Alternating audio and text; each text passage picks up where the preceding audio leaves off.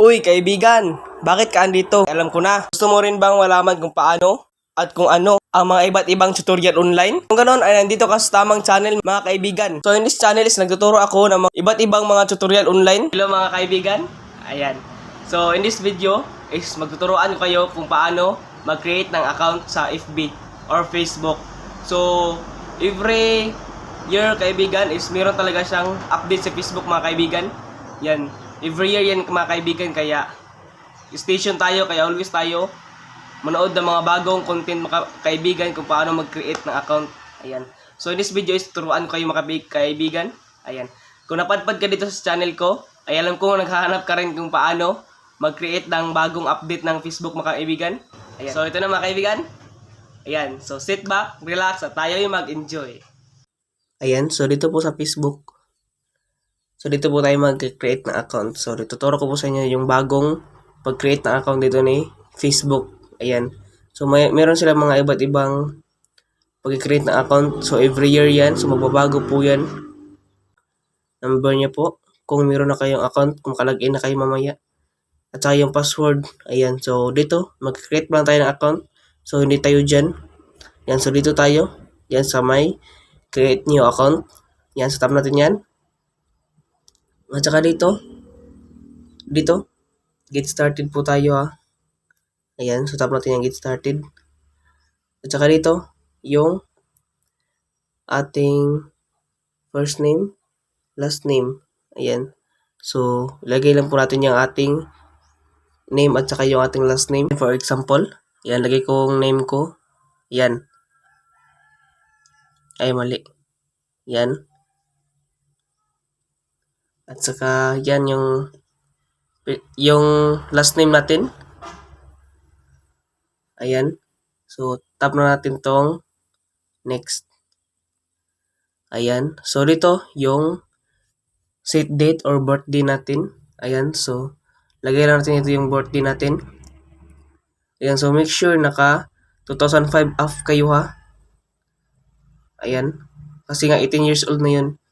Then dito. Ayan. So, lagay natin itong set. Tap natin yung set kung okay na. Tsaka yan. Ito na yung nakalagay. Kapag tapos po na mag-set. At saka tap natin yung next. Ayan. So, dito naman po. Kung babae kayo, female. Kung lalaki kayo, male. Pero kung gusto nyo po, pwede kayo mag-other option. So, pwede ba ating tap yan? Ayan. So, dito, may mga question sila. So, dito lang kayo mag-base. Ayan. Ayan. So, dito, meron din sila ganito. Gender optional. Ayan. So, ganyan. So, dito, tap natin tong next. Kung okay na. Ayan. Ay mali. Kailangan pa natin mag-tap dito ng male or female. So, sa akin, male. Ayan. Antayin lang po natin yan. At saka dito naman po ang kanilang phone number. Yung active phone number niya po kasi maghihingi po sila ng code mamaya. Or pwede niyo po yung Gmail. Yan. So, pwede. Kaya yung active number ko. At saka pwede rin tayo dito sa Gmail. Tap natin yung Gmail. Yan. So, antayin na po natin yung Gmail. Ayan na po. So, dito po. Ito po yung ating lagayan ng Gmail. So, dito tayo maglalagay ng Gmail. Ayan. So, pwede rin tayo dito. So, pwede po natin i-next kung okay na po. Ayan. So, ito na po. So, ito na po yung password natin. So, dito po tayo maglalagay ng ating password. Ayan. So, lagay lang tayo dyan. Ayan. So, yun po yung ilalagay natin. So, tap natin tong next. Kung okay na po. Ayan. Then dito, i-explain ko po kung save po, ibig sabihin, maglalagin po kayo ng walang password. Kapag not now is maglalagin po kayo ng may password po. Ganyan. So, save lang po natin yan. Yan. So, dito, tap natin tong agree. Yan. So, pwede niyo po basahin tong kanilang agreement. Ito po siya. Yan. Pwede niyo po basahin yung agreement nila. So, ito na po siya. Mayroon na po tayong account. Ito po. Saka yung ating profile. So, wala pa tayong profile ngayon. So, tulad ng sabi kanina, save or not now lang po yung pipiliin natin dito. Ayan. So, dito po. Save lang po natin yan. Ayan, so nakalagin na po tayo. Ayan po, so ito po sinabi ko kanina na maghihingi sila ng code sa atin galing sa ating active phone number. Yan, yung active phone number ko.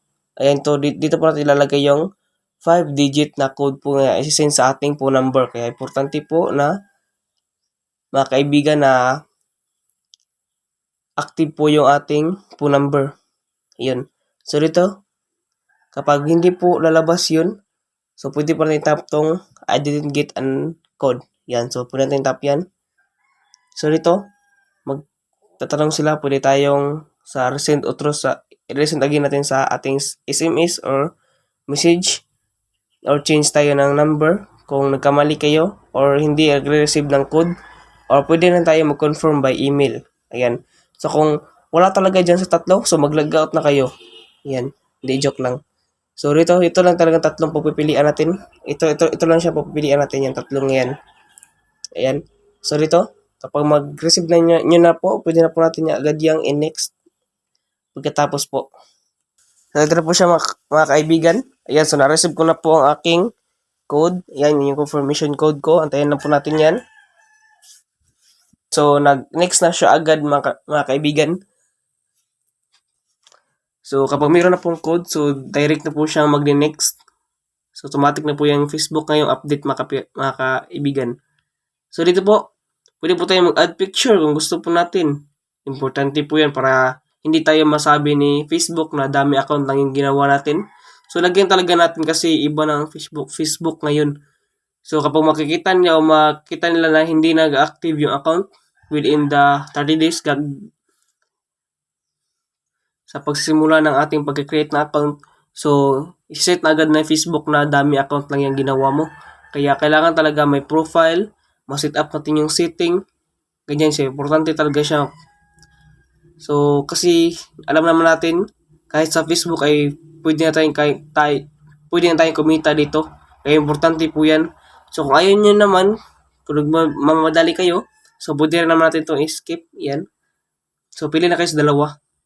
Ayan, so naka-create na po tayo. So nakalagay po is welcome. Ayan. So dito po, turn on the contact to uploading the friends faster. So pwede po natin i-turn on yan para magkaroon agad tayo ng friends. Ayan, so pwede naman natin not now. So try natin mag-turn on. Ayan, so ito po, mag-add friend po tayo agad. So importante rin po itong add friend para maraman po natin na ni Facebook na hindi dami account yung ginawa natin. Importante po ito. Kasi kapag wala tayong friends maski isa, ay malalaman ni Facebook na dami account lang yung ginawa natin. Lalo na kapag hindi tayo nagpo-post o nag-message o nakikipaghalubilo sa ibang mga Facebook user. So, importante po talaga yan.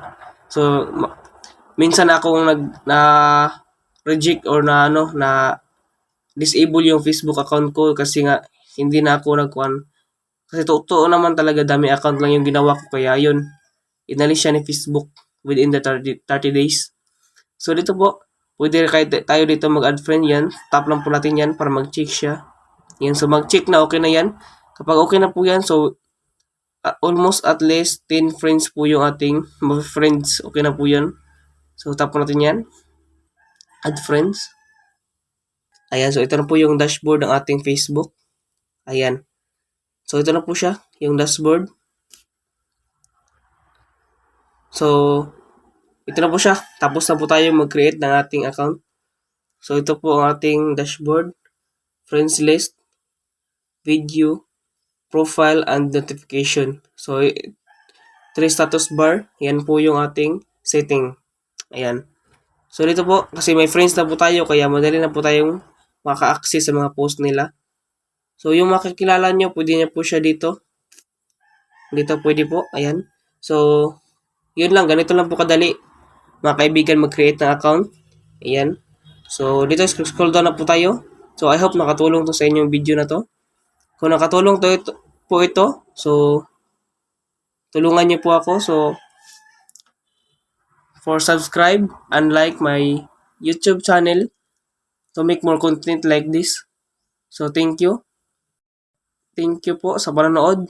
Enjoy watching and God bless. So this is the end of our video. Ayan. Kung adito ka pa rin hanggang ngayon mga kaibigan, ay alam ko nagustuhan mo itong video. Kaya I hope nakatulong to sa inyo mga kaibigan. Ayan sa little video natin yung tutorial at ngayon. Ay kung nagustuhan nyo ito mga kaibigan at nakatulong to sa inyo, ay tulungan nyo rin ako mga kaibigan. Kaya please subscribe and like my YouTube channel. Ayan. So para lahat tayo ay lumago. Ayan. So thank you. Enjoy and God bless.